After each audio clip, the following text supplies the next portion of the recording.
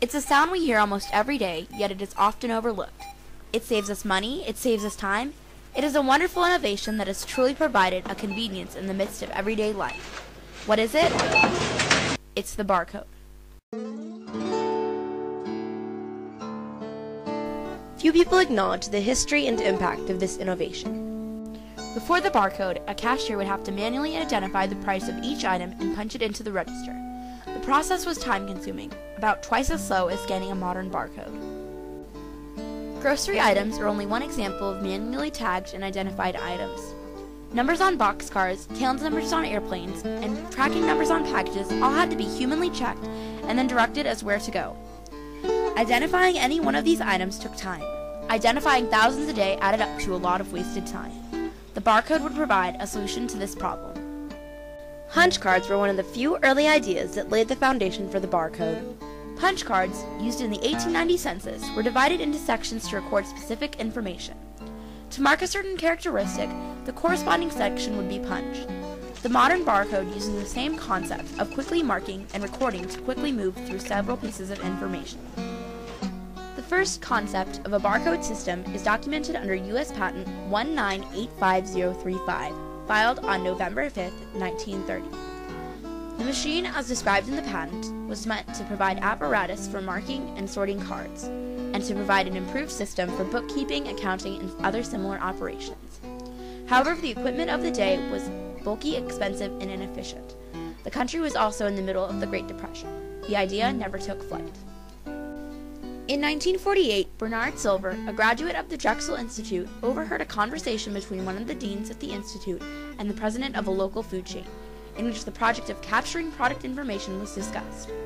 Silver and two of his friends, Joseph Woodland and Jordan Johansson, began to experiment with this idea. The resulting system worked, but the patterns of ultraviolet ink used faded easily, discouraging further development. This did not deter Woodland, who continued to work on the project alone. He extended the dots and dashes of Morse code vertically to develop the pattern. In 1952, he and Silver combined a 500-watt light bulb with a photomultiplier tube, a part often used in movie projectors, to create the first barcode scanning system.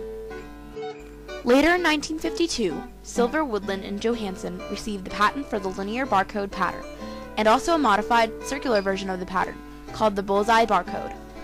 Woodland was employed at IBM in the time and tried to sell the patent to the company in hopes of further development of the system. IBM did not meet their price. However, Philco, an electronics company, met their price in 1962. Philco sold the patent to RCA later in that same year.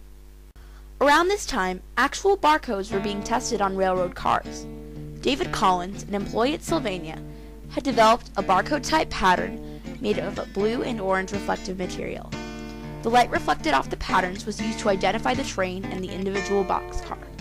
However, the patterns were easily affected by dirt and the accuracy of the scan was greatly affected. This project was a bust, but led to further experimentation, and later an offer to create a system to be used with pet food inventory. This offer sparked interest in the grocery industry. Collins quit his position at Sylvania after being declined his request to work on a barcode pattern for use in other industries. He formed his own company, Computer Identics, where he focused on creating a black and white barcode pattern that could be scanned with lasers rather than light bulbs. Laser systems did the same amount of scanning as light bulb-powered systems, but used less energy. Laser systems became affordable in the late 1960s, but only a few were sold. The recessions in the mid-70s hurt sales even more. The first two laser systems were installed in 1969. One was installed at a GM factory in Pontiac, Michigan, and the other at the General Trading Company in Carlstadt, New Jersey. These systems were simple but effective. Neither factory needed a complicated system. The GM plant only made 18 axles, and the General Trading Company produced fewer than 100 kinds of doors. These installations provided the final link to using the barcode in industry. In 1966, the National Association of Food Chains, or NAFC for short, held a grocery meeting urging the use of the barcode in grocery stores. RCA, which still had the rights to Woodland's barcode patent, began to develop a barcode based on the bullseye barcode pattern. The Kroger grocery chain volunteered to test it. The NAFC established the U.S. Supermarket Ad Hoc Committee on a Uniform Grocery Product Code Council, or UGPCC for short. This subgroup set the guidelines for the barcode. Over a period of 18 months, many kinds of barcodes were tested, everything from linear patterns to starbursts and even some odder varieties. Each barcode tested was printed on adhesive paper and stuck onto the corresponding item. As patterns were printed, the printer smeared ink in the direction of the barcode. Many circular and odd-shaped barcodes were rendered unreadable because of this problem. This posed a serious issue for RCA, yet the company continued to push their pattern.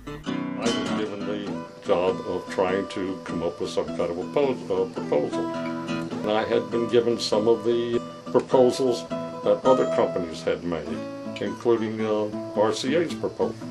And I realized that RCA's proposal with the bullseye just wasn't going to make it because of the strict requirements of the printing.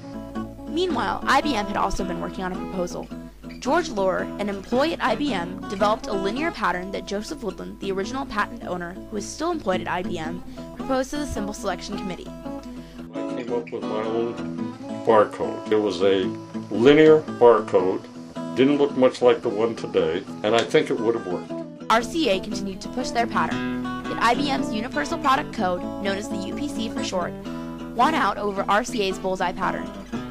One of the main reasons that this particular code won was that a linear code did not have the same ink smearing problem that the circular codes did. Bars meant easier printing. If the symbol was printed properly, it would read just about 100% of the time. At 8:01 a.m. on June 26, 1974, in a Marsh supermarket in Troy, Ohio, Shannon Buchanan scanned Clyde Dawson's pack of Wrigley's Juicy Fruit gum, labeled with the UPC code. We had a large group of people from Marsh that came in and started labeling everything on the shelf. And you can imagine that would be quite an undertaking. We did that in one night. The next morning, we opened up the store, we were scanning. Go out there and push the idea. It was just sort of as customers came in and they saw what was going on, we tried to be there and explain to them what it was. It was very successful. We were known around the world at that point, and Troy, Ohio is a very popular little place. Even after so much hard work had already gone into the barcode project, there were still problems. The system was expensive, around $200,000 for scanners at a single store. The anticipated amount of scanners installed in stores nationwide was reached later than expected in the late 1970s. While people will forgive the cute little checkout girl when she makes a keying mistake, computers have to be infallible. Shoppers had a hard time not having the item priced on the shelf. After a while, they changed, and nobody even remembers when we used to have to mark the top of the can with a price. However, 5 weeks after installing scanners, sales at stores started rising and eventually leveled off at about a 10 to 12% increase. There was also a 1 to 2% decrease in operating costs. In 1978, less than 1% of grocery stores had scanners. By 1981, the number had reached 10%, and by 1984, 33%. The number, even after 30-plus years of integration, continues to climb. Barcode scanners initially saved the grocery industry about $150 million each year. Today, that number is in the billions. The barcode has been modified, refined, and spread around the world. George Lohr, the developer of the UPC, also developed the European Article Numbering System, a barcode used in Europe. The most common form of the EAN uses 13 digits, and a less common version uses 8 digits. A similar system, the Japanese Article Numbering System, is used in Japan. These are only 2 of the hundreds of kinds of barcodes.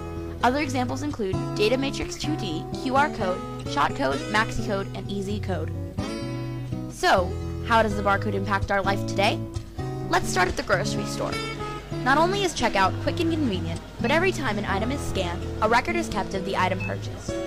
This helps with the inventory of items, shows trends, and tells store managers which items to reprice and restock. The barcode started in the retail environment with point of sale, with inventory management. Today you'll see the barcode in just about any industry. Not only at the grocery store is the barcode used today. If you ever ship a package, your package is labeled with a tracking number and a corresponding barcode. If you ever take a flight, your luggage is tagged with a barcode telling where you've been, where you've stopped, and where you're going. Arizona has even started putting barcodes on their state license plates. We never envisioned the UPC outside of the grocery industry. We never thought it would become worldwide. So, the next time you go to the grocery store and hear that all familiar, just remember the history and the impact behind this innovation, the barcode.